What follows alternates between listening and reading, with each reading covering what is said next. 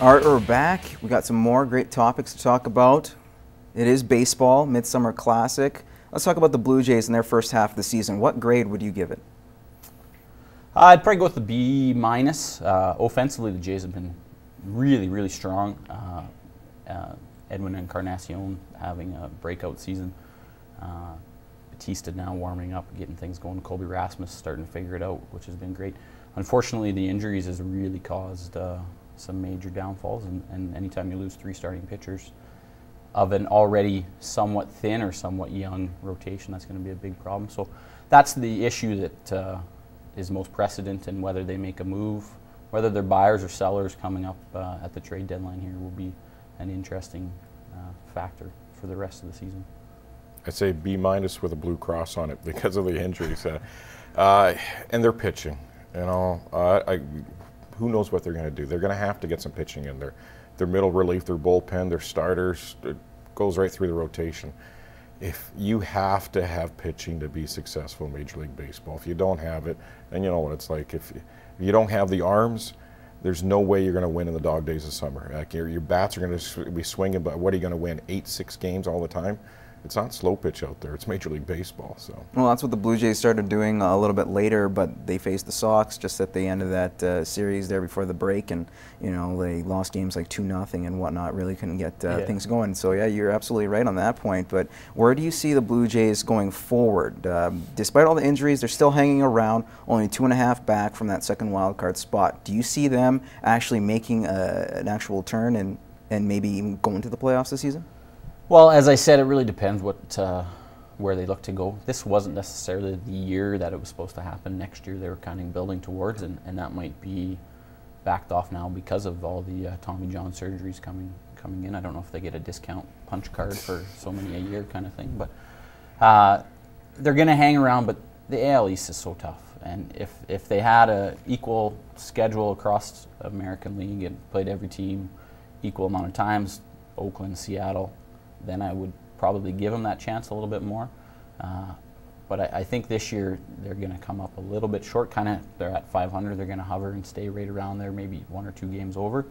And then hopefully everyone's back next year and get those arms healthy and have that offensive production continue. So you see the Toronto's in a state right now, like Joey Bats came out in last week and kind of didn't openly criticize management, but just wondered, is this the year that we make a deal? Because the simple fact, Boston has struggled, Tampa Bay has struggled, the Yankees are, well, they're looking pretty good right now. And the American League East by far is the most competitive division in professional sports. Doesn't matter what sport you're talking about.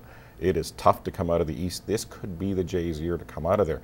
But they're going to have to give up a little bit of youth, a little bit of talent to get a little bit of arm.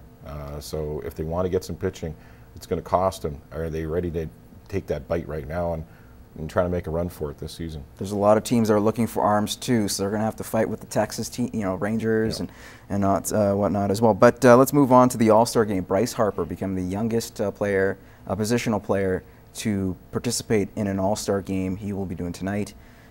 What are your guys' thoughts on that? Does he deserve it, or is there another player that should be ahead of him? Because he's 19. You think he's got many All-Star games in front of him, that's for sure. But do you think that he deserved to be an All-Star this year? Well, when it comes down to the choices there for the manager, somewhat obviously you're trying to build a team now that it matters as far as World Series, home field advantage kind of thing goes. But I think with Bryce, there's been such a hype behind him, and he is an exciting, great player to watch. Brings a lot of new excitement to the game, and with Mike Trout in the American League as well, 2 young guys that are honestly tearing it up. His numbers can be compared to a lot of other guys, and you can always make that debate, should this guy be an all-star, should that guy be an all-star, take away this and that. But I think the biggest reason why he's there is because of the hype behind him, and I think you're going to have a lot of uneducated or uninterested fans possibly tuning in strictly because of that fact, to see this phenom kind of player.